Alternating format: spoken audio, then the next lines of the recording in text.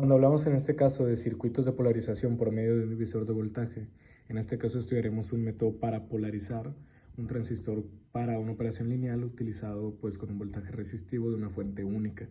Este es el método de polarización más utilizado y es que en este caso vamos a sacar las ecuaciones que vemos aquí.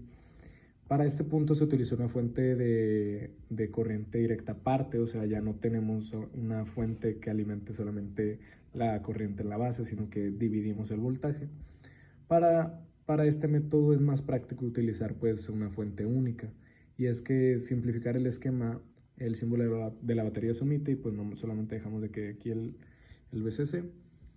Y bueno, un voltaje de polarización en corriente directa en la base del transistor puede ser desarrollado por un divisor de voltaje resistivo compuesto, en este caso de R1 y R2. Como se muestra en la figura, es el voltaje de alimentación de corriente directa en el colector. ¿Qué es lo que pasa? Que existen dos trayectorias para la corriente entre el punto A y la Tierra. En este caso tenemos el punto A aquí y el punto A se va ya sea para lo que viene siendo el transistor y otro para la Tierra. Entonces, lo que tenemos aquí es que a través de la unión de la base emisor del transistor y lo que viene siendo RE. O sea, en este caso es por eso que se divide. Pero los circuitos de polarización con divisor de voltaje se diseñan de modo que la corriente en la base sea mucho menor que la corriente en I2. O sea, la corriente en esta base tiene que ser mucho menor a la corriente que pasa por acá.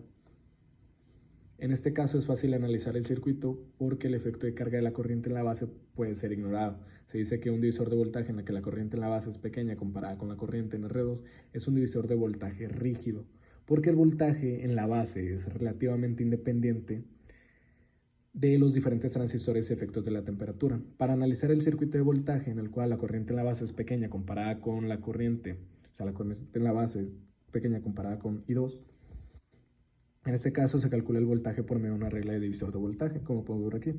Dividimos R2 entre R1 más R2 por el voltaje de la fuente.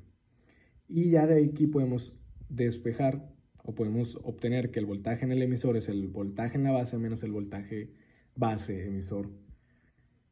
Con esto concluimos también que la corriente en el colector es mayor que la corriente que está en el emisor y que esto es igual al voltaje en el emisor sobre la resistencia en el emisor, que son los que vemos aquí.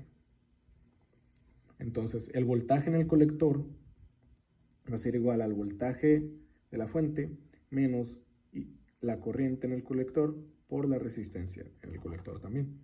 Con esto, el voltaje colector-emisor va a ser igual al VC que sacamos anteriormente menos el voltaje en el emisor.